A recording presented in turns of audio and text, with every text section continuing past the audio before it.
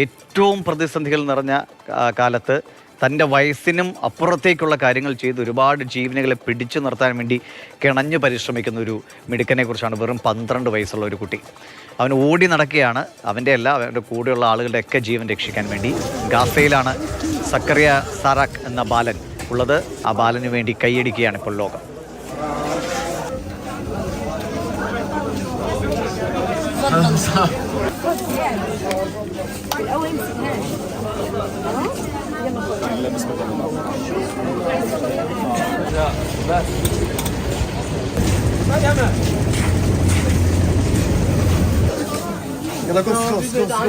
അഭിരാമി മോഹൻ നമുക്കുണ്ട്. അഭിരാമി ഇപ്പോൾ കേട്ടാണ് നേരത്തെ അനന്തേട്ടൻ പറഞ്ഞ കാര്യങ്ങൾ. അതായത് ഏതൊക്കെയോ കഥകളൊക്കെ വായിച്ച് ഇതൊക്കെ ശരിയാണെന്ന് കരുതി സ്വയം ജീവിതം ഹോമിച്ചവരെ കുറിച്ചാണ് നമ്മൾ കണ്ടതെങ്കിൽ ഇവിടെ ഒരു 12 വയസ്സുകാരൻ അവൻ്റെ ജീവിതം ഹോമിക്കുകയാണ്. ഏത് നിമിഷവും അപകടത്തിൽ പെടാം. പക്ഷേ മറ്റുള്ളവരുടെ ജീവൻ രക്ഷിക്കാൻ വേണ്ടിയുള്ള ഒരു ശ്രമത്തിലാണ് 12 വയസ്സുള്ള ഒരു കുട്ടി പോലും.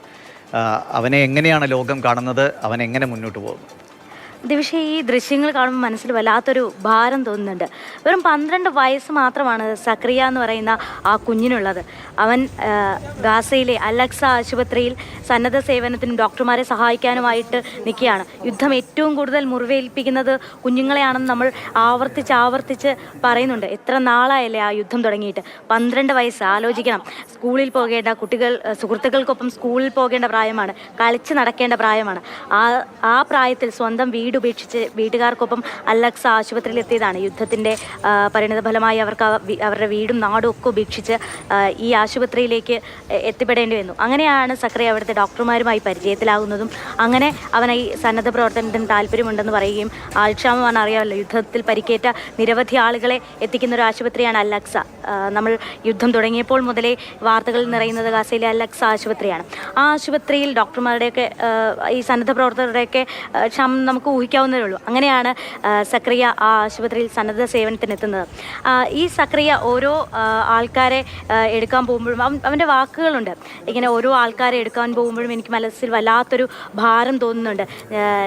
ചിലപ്പോൾ അതെൻ്റെ കൂട്ടുകാരാവാം, ചിലപ്പോൾ അതെന്നെ പഠിപ്പിച്ച അധ്യാപകരാകാം എന്നൊക്കെ അവൻ പറയുന്നുണ്ട്. അവന് ഈ അലക്സ ആശുപത്രിയിൽ ഈ സൈന്യം എത്തിയപ്പോൾ അവൻ്റെ വീട്ടുകാർ അവിടെ നിന്ന് വേറെ മറ്റൊരു സ്ഥലത്തേക്ക് മാറിപ്പോയിരുന്നു. എന്നാൽ ഈ സന്നദ്ധ പ്രവർത്തനത്തിലുള്ളതുകൊണ്ട് തന്നെ സക്രിയ അവിടെ നിന്ന് മാറിപ്പോവാതെ ഈ സന്നദ്ധ പ്രവർത്തനം തുടർന്നുകൊണ്ടിരിക്കുകയായിരുന്നു. അപ്പോൾ അവൻ പറയുന്നുണ്ട്, എനിക്ക് എൻ്റെ വീട്ടുകാരെ കാണാതിരിക്കുന്നുണ്ട്, എനിക്ക് അവരെ മിസ് ചെയ്യുന്നുണ്ട്. എന്തെങ്കിലും ഒരു യുദ്ധം അവസാനിക്കുമ്പോൾ എനിക്ക് അവരെ കാണാൻ പറ്റും. പക്ഷേ ഞാനിനി എന്നാണ് സ്കൂളിലേക്ക് പോകുന്നത്, എൻ്റെ സുഹൃത്തുക്കളെ കാണുന്നത് എന്നാണ്, ഇനി എൻ്റെ സുഹൃത്തുക്കളിൽ എത്ര പേര് അവശേഷിക്കുന്നുണ്ട് എന്നൊക്കെ അവൻ ചോദിക്കുമ്പോൾ ശരിക്കും നമ്മളുടെ ഹൃദയം നുറുങ്ങുകയാണ്. എന്തിനാണ് ഈ യുദ്ധം എന്ന് തന്നെ നമ്മൾ ചോദിച്ചു പോവുകയാണ് ദിവിഷ്.